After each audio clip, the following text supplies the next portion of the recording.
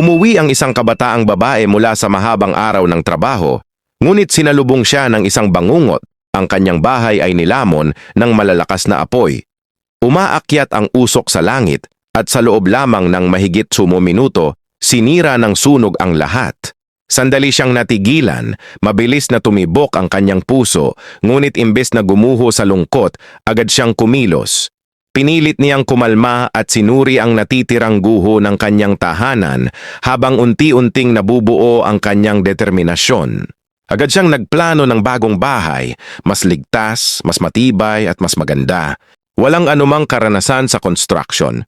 Nagsimula siya sa paglilinis ng nasunog na pundasyon at maingat na pag-aayos ng mga ladrilyo para makabuo ng matibay na base sa mismong lugar kung saan dati nakatayo ang kanyang bahay.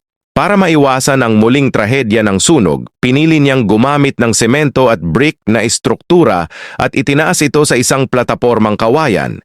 Ginamit niya ang kawayan bilang scaffolding at para makatipid sa gastos.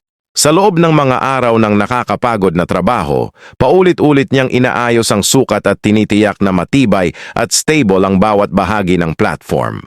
Bawat poste ng kawayan ay itinuturing niyang maliit na tagumpay. Tinawagan niya ang kaibigan upang tumulong sa pagbuhos ng pundasyon upang masigurong matibay ang magiging dingding ng bahay. Araw-araw na pawis, pagod at pukus ang katumbas ng bawat hakbang ng kanyang proyekto. Unti-unting umaangat ang mga pader hanggang umabot ito sa 2 metro na bumuo ng isang simpleng 60 square meter na bahay, praktikal, maayos at akma para sa isang tao. Masinsinan niyang pinlaster ang loob ng bahay at dahil sa kanyang pagsisikap, napalitan ang kawalan niya ng karanasan ng aktwal na kasanayan. Matapos ang loob, tinapos niya ang panlabas na dingding gamit ang mas mabilis at mas maingat na paglalagay ng plaster.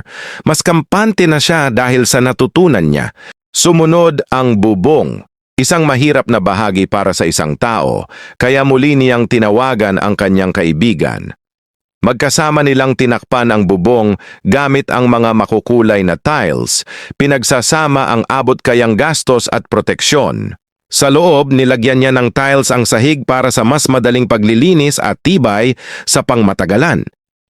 Naglagay din siya ng railings sa nakataas na platform para sa kaligtasan at pininturahan ang mga pader ng makulay na latex paint. Nagpagawa siya ng custom na pinto at bintana na akmang-akma, kaya naging maayos at pulido ang itsura ng bahay. Pagkatapos nito, kinabit niya ang tubig at kuryente. Nang umilaw ang bahay sa gabi, naging isang mainit at maayos na tahanan ang dating wasak na lugar. Pero hindi pa siya tumigil doon. Nilinis niya ang lupa para sa kusina, gumawa ng malaking oven, pinatibay ang sahig, at naglagay ng plumbing para maging ganap itong magagamit. Pinalawak pa niya ang kusina para sa mas maraming workspace at nagtayo ng maliit na banyo habang patuloy niyang pinagbubuti ang bawat bahagi ng kanyang bagong tahanan